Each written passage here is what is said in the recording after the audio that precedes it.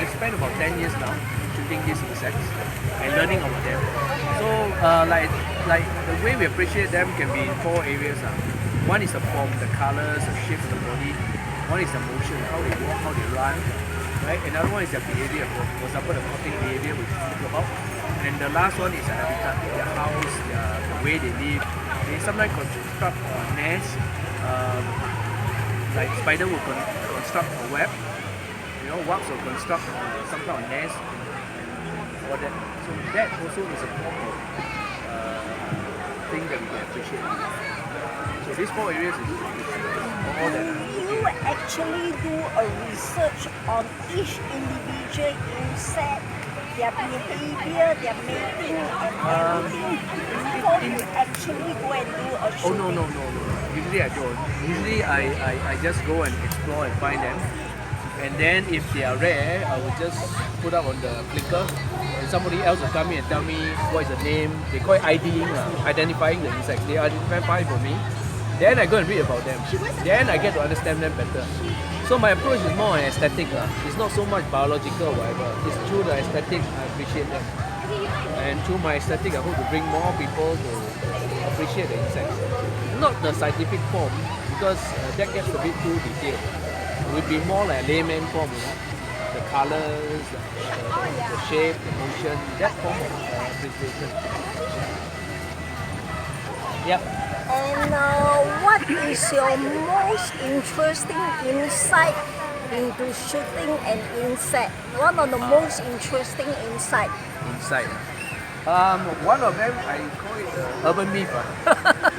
There's a lot of myth about insects, Like for example, the myth that only bees are good, they pollinate flowers, they work very hard, right? So they are good insects.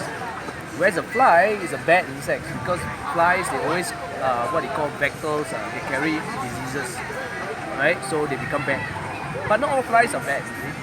Like for example, this one is not a bee, right? Although the body looks almost like a bee with stripe and all that, this is actually a fly. So what we learn is that sometimes we cannot categorize fly as bad because not all flies are bad. There are fruit flies, all kind of fly. Also flies that looks like bee, which pollinate also, because as long as they get something from the flowers, they get a pollen, they fly to another place, they pollinize. So that is what I call the urban myth, to think that way. Yeah. So that's something to learn, because from insects you can learn about life. Yeah. And all these things that you find in nature, right, you also find in human beings.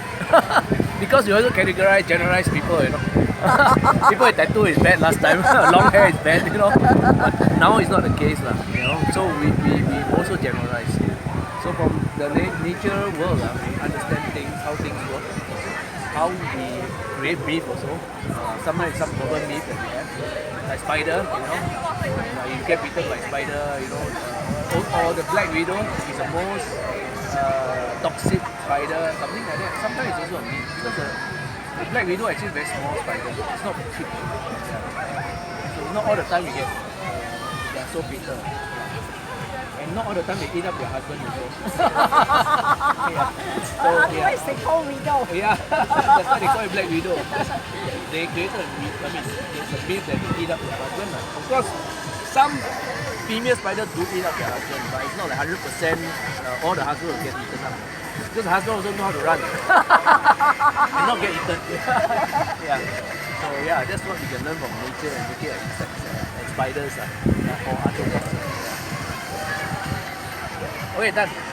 Thank you. It's nice to really learn a lot about photography from you, and hope to catch up with you one of these days. Yeah, sure. Thank you, bye.